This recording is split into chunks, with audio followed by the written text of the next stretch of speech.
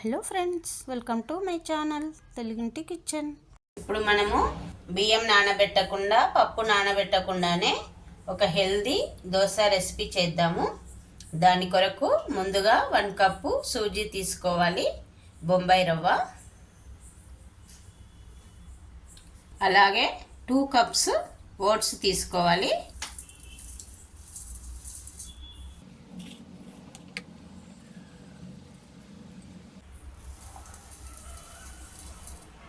ఇప్పుడు వీటిని మెత్తటి పౌడర్ లాగా మిక్సీకి పట్టాలి. అంటే మనము డైరెక్ట్గా మిక్సీ జార్లోకి తీసుకున్నాము. 1 కప్పు సూజీ, 2 కప్స్ ఓట్స్ తీసుకున్నాము. ఇప్పుడు వీటిని మిక్సీకి పడదాం. ఈ విధంగా మిక్సీకి పట్టాలి, అంటే మెత్తగా రావాలి పిండిలాగా.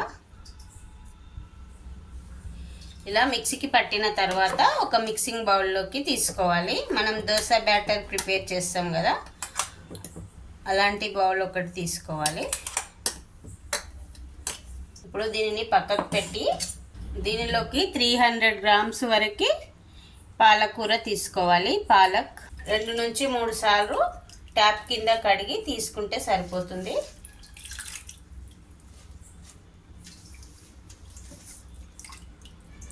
ఇప్పుడు ఇందులో 1/2 టీ స్పూన్ వరకు సాల్ట్, 1/2 టీ స్పూన్ జీలకర్ర, 3 to 4 గ్రీన్ చిల్లీస్ వేయాలి.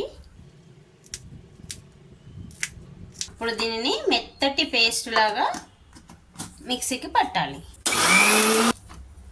ఈ విధంగా రావాలి. ఇప్పుడు మనము ఓట్స్ ఫ్లోర్ వేసుకున్నాం కదా, ఆ బౌల్లోకి ఇది వేయాలి. ఈ పిండి ఏ విధంగా ఉండాలంటే మనం దోశ బ్యాటర్ ఏ విధంగా కలుపుకుంటామో, ఏ కన్సిస్టెన్సీలో కలుపుకుంటామో ఆ విధంగా రావాలి. ఇప్పుడు ఇందులో ఇంకొక 1/2 టీ స్పూన్ సాల్ట్ వేద్దాము. ఆల్రెడీ 1/2 టీ స్పూన్ పాలకూరలో వేసినాం కదా. ఇప్పుడు మనము కొద్ది కొద్దిగా వాటర్ యాడ్ చేసుకుంటూ దోశ బ్యాటర్ లాగా కలుపుకోవాలి.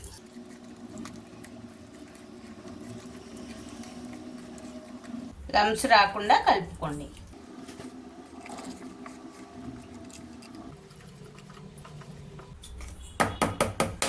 ఇప్పుడు మనం ఈ బ్యాటర్ని ఒక 10 మినిట్స్ పక్కకు పెట్టి తర్వాత దోశ ప్రిపేర్ చేసుకోవచ్చు. లేదా మీకు ఇష్టం ఉంటే నైట్ బ్యాటర్ ప్రిపేర్ చేసి ఫ్రిడ్జ్లో పెట్టి మార్నింగ్ ప్రిపేర్ చేయొచ్చు దోశ. లేకుంటే అప్పటికప్పుడే, అంటే ఒక బ్యాటర్ ప్రిపేర్ చేసి ఒక 10 మినిట్స్ పక్కకు పెట్టి దోశ ప్రిపేర్ చేయొచ్చు, అది మీ ఇష్టం. ఇప్పుడు మనం దీనిని ఒక 10 మినిట్స్ పక్కకు పెట్టి తర్వాత దోశ ప్రిపేర్ చేద్దాం. ఇప్పుడు మనము దోశ బ్యాటర్ కలిపి పెట్టినాం కదా, ఈలోపు మనము చట్నీ ప్రిపేర్ చేద్దాము. రెగ్యులర్గా చేసే పల్లీ చట్నీ కాకుండా ఈరోజు మనము క్యాప్సికమ్తో చట్నీ ప్రిపేర్ చేద్దాము. ఇది చాలా టేస్టీగా ఉంటుంది ఈ దోశలలోకి. ఇప్పుడు మనము ఒక కడాయి స్టవ్ పైన పెట్టి అది వేడెక్కాక 2 టేబుల్ స్పూన్స్ వరకు ఆయిల్ వేయాలి. ఇప్పుడు వీటిలో సన్నగా కట్ చేసిన క్యాప్సికమ్ ముక్కలను వేయాలి. నేను 3 స్మాల్ సైజ్ క్యాప్సికమ్ను తీసుకున్నా.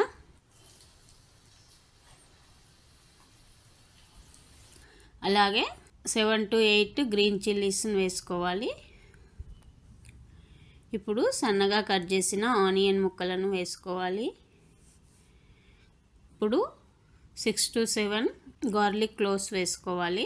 అలాగే 1/2 టీ స్పూన్ పసుపు, 1/2 టీ స్పూన్ జీలకర్ర వేసి ఒకసారి కలిపి 5 to 6 మినిట్స్ ఉడికించాలి.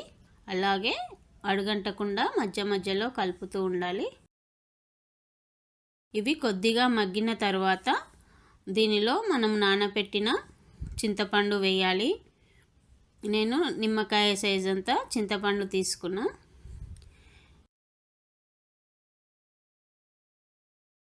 చింతపండు వేసిన తర్వాత 2 నుంచి 3 నిమిషాలు మగ్గనిస్తే సరిపోతుంది. ఇప్పుడు ఇవన్నీ మగ్గినవి. ఇప్పుడు స్టవ్ ఆఫ్ చేసుకొని కొద్దిగా చల్లారనివ్వాలి. ఇప్పుడు మనం వేయించిన క్యాప్సికమ్, పచ్చిమిర్చి ముక్కలు చల్లారినవి. ఇప్పుడు వీటిని మిక్సీకి పట్టి చట్నీ ప్రిపేర్ చేద్దాము. ఇప్పుడు ఒక మిక్సీ జార్లోకి 2 నుంచి 3 టీ స్పూన్ల నువ్వులు తీసుకోండి. నేను వేయించిన నువ్వులు తీసుకుంటున్నా. ఇప్పుడు ఈ నువ్వులను ఒకసారి మిక్సీకి పట్టాలి. నువ్వులను ఈ విధంగా మిక్సీకి పట్టిన తర్వాత మనం వేయించి పెట్టిన క్యాప్సికమ్ ఉంది కదా, వీటిని వేయాలి. వేసి మిక్సీకి పట్టాలి.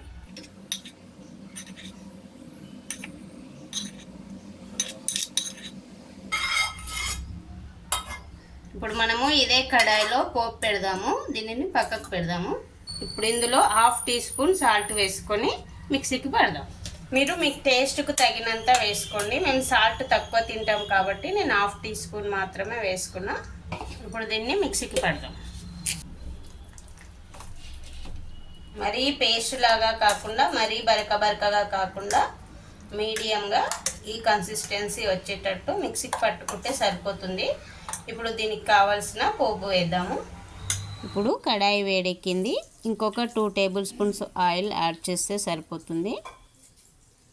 అలాగే 3 నుంచి 4 red chillies, 1/2 teaspoon cumin seeds, జీలకర్ర, 1/2 టీ స్పూన్ మస్టర్డ్ సీడ్స్, అవేనండి ఆవాలు, అలాగే 2 టీ స్పూన్స్ శనగపప్పు తీసుకోవాలి.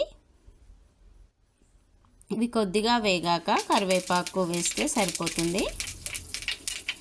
ఇప్పుడు మనం మిక్సీకి పట్టిన చట్నీ వేసి ఒకసారి కలిపి స్టవ్ ఆఫ్ చేసుకుంటే సరిపోతుంది. ఇప్పుడు ఈ చట్నీని సర్వింగ్ బౌల్లోకి తీసుకుందాం. ఇప్పుడు మనం కలిపి పెట్టుకున్న ఈ దోశ బ్యాటర్ ఉంది కదా, దీనితో మనం ఇప్పుడు దోశలు ప్రిపేర్ చేద్దాము. స్టవ్ పైన పెంక పెట్టుకొని అది వేడెక్కాక దోశలు ప్రిపేర్ చేద్దాం.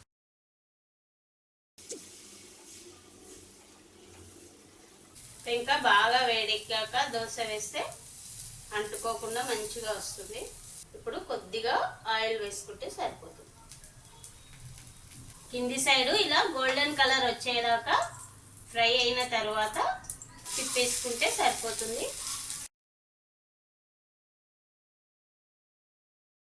ఇప్పుడు 2 సైడ్స్ ఫ్రై అయింది కదా, దీనిని తీసి సర్వింగ్ ప్లేట్లోకి వేసుకుంటే సరిపోతుంది. ఇప్పుడు వీటిని సర్వ్ చేసుకుందాం. Oats palak dosa with capsicum chutney ready అయిందండి. ఈ రెసిపీ కనుక నచ్చితే మీరు ఒకసారి ట్రై చేసి మీకు ఏ విధంగా వచ్చిందో కామెంట్ సెక్షన్లో చెప్పండి. అదేవిధంగా నా వీడియో కనుక నచ్చితే ఒక లైక్ చేసి నా ఛానల్ని సబ్స్క్రైబ్ చేయడం మర్చిపోకండి. ఇంగ్రీడియంట్స్ డిస్క్రిప్షన్లో ఉంటాయండి. Thanks for watching.